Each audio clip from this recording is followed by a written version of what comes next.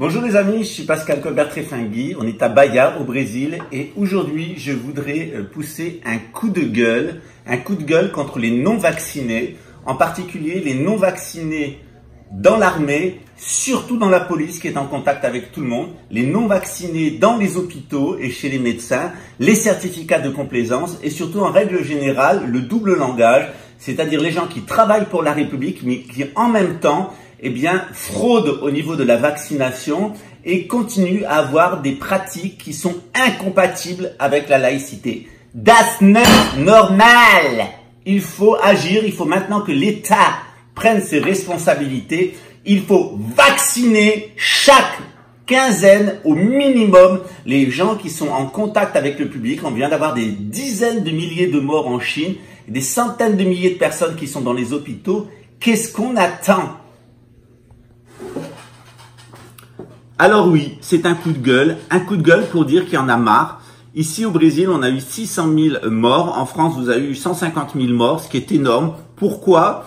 Qui a contaminé tout le monde depuis le début de l'épidémie? Eh bien, c'était ces policiers en particulier chargés du contrôle. Certains n'avaient même pas de masque. Ces gens-là n'avaient pas d'obligation vaccinale. C'est-à-dire qu'ils ont contrôlé tout le monde. Ils sont rentrés partout et la plupart d'entre eux n'étaient pas vaccinés. Certains n'avaient même pas reçu une seule dose. C'était quand même 4 doses obligatoires dans la police. Il n'y a pas eu de contrôle. Emmanuel Macron manque à ses obligations. Il faut veiller avec des camions sanitaires qui vont rentrer dans les commissariats et qui vont rentrer dans les bureaux de police. Il faut vacciner ces gens, en particulier ces gens qui sont en contact avec le public. Et j'irai beaucoup plus loin. Pour tous les retraités de la fonction publique, parce qu'évidemment, imaginez qu'on ait cette grande épidémie qui arrive et qui ait autant de morts, encore plus de morts que la dernière fois. Comment vont fonctionner les services publics? Eh bien, on va devoir prendre les militaires et les policiers de réserve. On va devoir prendre les fonctionnaires de moins de 70 ans qui sont là en réserve pour faire marcher les services publics. Donc, il faut identifier tous les fonctionnaires, moi je me dirais même de 75 ans, qui sont susceptibles de re-rentrer dans la fonction publique, qui sont toujours payés par l'État. D'ailleurs, il faut mettre ça avec leur retraite et il faut vacciner ces gens. Il faut les vacciner avec l'ARN messager en priorité parce qu'on sait que c'est le vaccin le plus efficace. En plus, il doit vraiment avoir une chasse au conspirationnisme qui est extrêmement dangereux et plus loin que le conspirationnisme, les gens qui ont des propos religieux. Il est inacceptable qu'avec la séparation des églises et de l'État, il continue à avoir des gens qui croient dans des superstitions religieuses ou qui vont faire des espèces de rituels dans des grottes. C'est inacceptable. La vérité, c'est la rationalité. Tout le reste, c'est de l'irrationnel. On voit bien à quoi ça mène. Hein.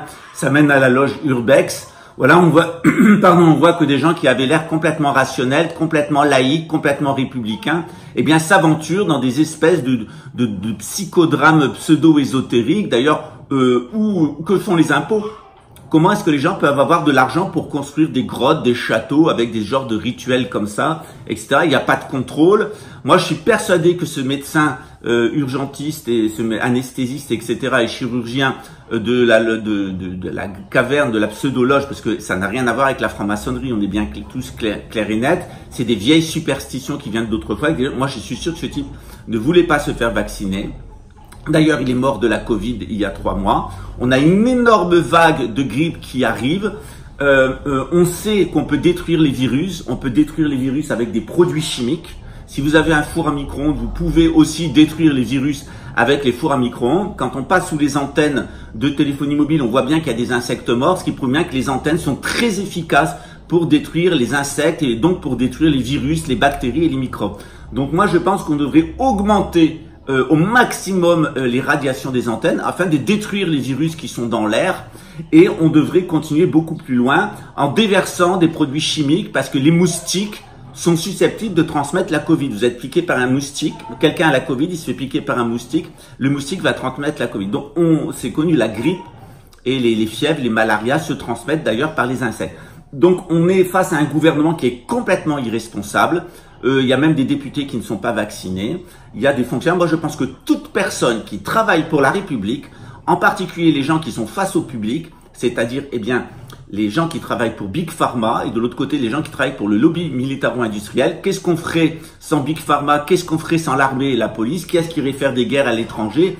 Qui est-ce qui obligerait les gens ici à mettre des masques s'ils n'étaient pas là? Donc, ces gens-là, il faut arrêter le double langage, il faut leur interdire d'avoir des pratiques religieuses et les exclure de la fonction publique s'ils ne sont pas laïcs. C'est fini pour la liberté religieuse. Je pense qu'à un moment, il faut voir les choses en face. Ces gens-là colportent des théories de la conspiration et pire, peuvent colporter des croyances religieuses d'un autre siècle. Ces gens-là sont contre la science et il faut vacciner. Si on veut sortir de l'immense désastre qui attend l'Occident, il faut vacciner, en particulier les médecins, les infirmiers dans les hôpitaux publics et exclure tous les gens qui veulent pas se faire vacciner. Et il faut vacciner à outrance les gens qui vont garantir que la France ne va pas se faire envahir. Imaginez, si les militaires français attrapent la Covid, qui est-ce qui va nous défendre d'une invasion russe? Non, il faut vacciner les militaires français sous peine d'exclusion de l'armée.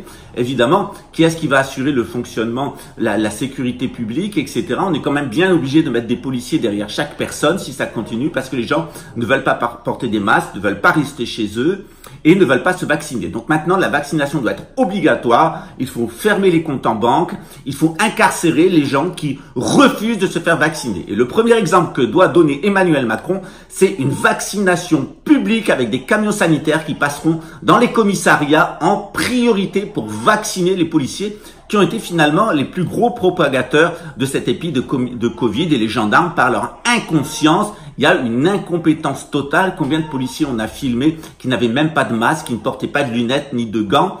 Il y a des pays où ça s'est fait.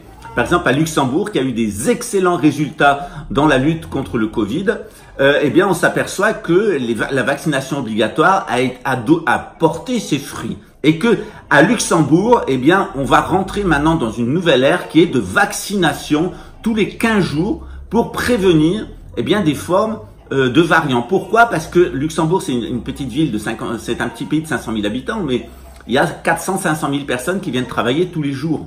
Et donc, ces gens-là disséminent des virus à l'intérieur de Luxembourg et de Luxembourg diffusent des virus jusqu'à Reims. Certaines viennent en TGV de Reims. Donc, il faut vraiment, sur ces spots où il y a vraiment beaucoup de concentration de population et beaucoup de concentration de personnes qui voyagent, il faut vacciner. Moi, je suis pour la vaccination obligatoire à l'entrée de Luxembourg, s'il le faut, toutes les semaines. Et en cas de pic épidémique, il faut évidemment amener les gens dans des camps de rétention, les gens qui ne veulent pas se protéger et protéger la population. Il faut que l'État les mette face à leurs responsabilités. Et les plus acharnés, il n'y a qu'à les mettre en prison jusqu'à ce qu'ils acceptent de se faire vacciner, confisquer leurs biens, et leur bien ira à l'État pour enlever la dette. Parce qu'après tout, c'est légitime. Combien d'argent l'État a dépensé dans cette crise de Covid? Regardez tout le mal que ça a fait à l'économie. Et au cœur du dispositif de la pollution générale, il y a évidemment les agents de la fonction publique, les agents de la République et en particulier la police qui a donné le mauvais exemple et qui n'a pas su assumer ses responsabilités en matière de santé et de sécurité publique. Au vaccin, citoyens, formez vos alignements, vaccinons, vaccinons, vaccinons et vive la République. Et je dois même dire, allô, allô, monsieur l'ordinateur, dites-moi où est passée mon âme? Eh oui, au diable. Excusez-moi pour ce coup de gueule, mais il y a vraiment un moment où il faut se normaliser. Voilà, à très bientôt. Allô? Allô, Christian? Comment tu fais pour crier Allô, Christian? Qui tu vas décapiter maintenant?